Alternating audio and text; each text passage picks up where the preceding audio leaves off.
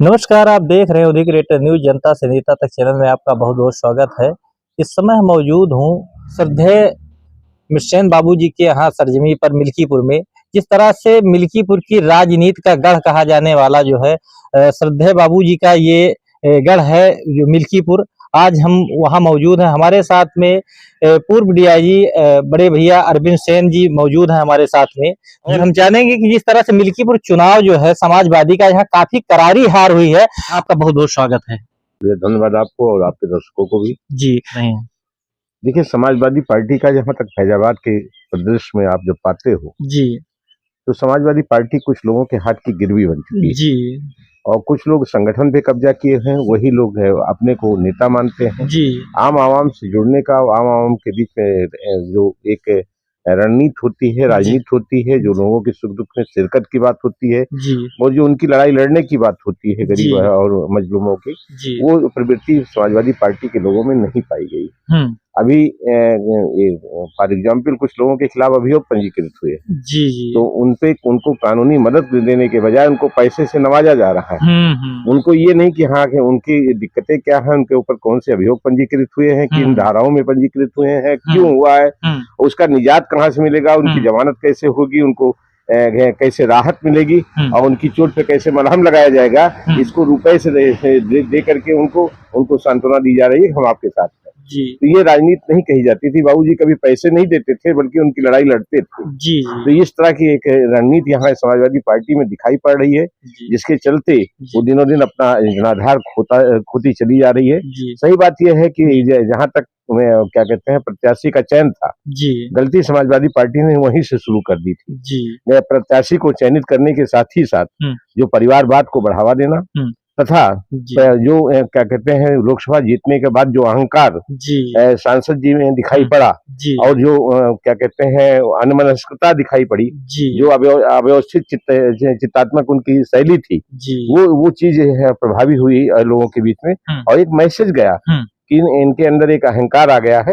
और ये अगर क्या कहते हैं इस तरह से चीजें हुई तो हो सकता है राजनीति का स्वरूप बदले या उसमें विकार पैदा हो। लिहाजा लोगों ने एक निर्णय लिया और मिल्कीपुर के लोगों ने तय किया कि इस बार इनको क्या कहते हैं राजनीति से बाहर करना है और इनका राजनीतिक पतन की शुरुआत करनी है और वो उन्होंने करके दे दिया। जिस तरह से लोकसभा में 95,000 वोट पा करके जो है सांसद बने हैं और यहाँ विधानसभा में जो है 85,000 वोट मिला है, तो लगभग जो है ज्यादा भारी हार नहीं हुई है। तो ये कहाँ से क्या मामला होगा कि जो समाजवादी को ये लगातार आरोप लगा रही कि भाजपा जो है गद्दारी कर दिया, नुकसान हो गया? नहीं, ऐसा नहीं है। उनका आरोप है कि प्रशासनिक मशीनरी और सरकार की सत्ता का प्रयोग हुआ है, ये उनका आरोप है। लेकिन इस आरोप में सत्यांश हो सकता है, कुछ अंश की सच्चाई हो सकती है। जिसकी भी सत्ता रहती है वो प्रयोग करता है, इसमें कहीं दो राय नहीं।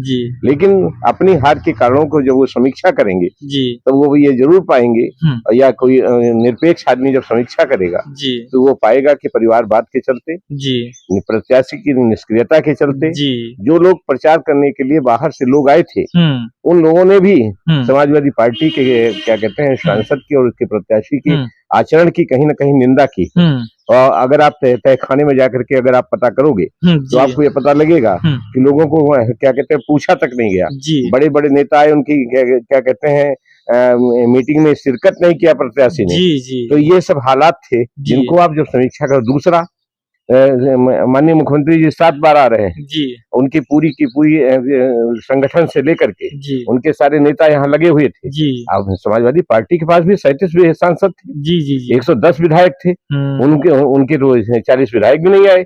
और जबकि क्या भाजपा के 40 विधायक और उनका संगठन, आरएसएस के लोग और क्या कहते हैं संघ के लोग और उनके सांसद, उनके मंत्री यहाँ लगे रहे। जातिवार उन्होंने सेक्टरवार, बूथवार उन्होंने सबको जिम्मेदारी दे रखी थी।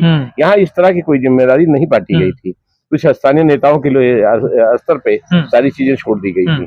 दूसरा ये कि एक प्रवृत्ति थी, एक क्या कहते हैं रणनीति हुआ करती थी कि समाजवादी पार्टी में गरीबों का वोट, जाति वोट हिंदू उसका मुस्लिम का वोट, यादव का वोट और सजाती वोट। इसके अलावा तीसरे वोट को पाने की पद्धति हमेशा सोहावत से लेकर के मिल्कीपुर में 2012 में, 2017 में, 2022 में, 2024 में आजमाई गई।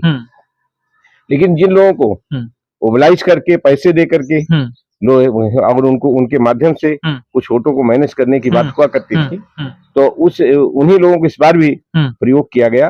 उन लोगों ने पैसा ले लिया, लेकिन उन्होंने आपकी इनिशिएटिव लेकर के उनके खिलाफ जाकर के वोट दिया।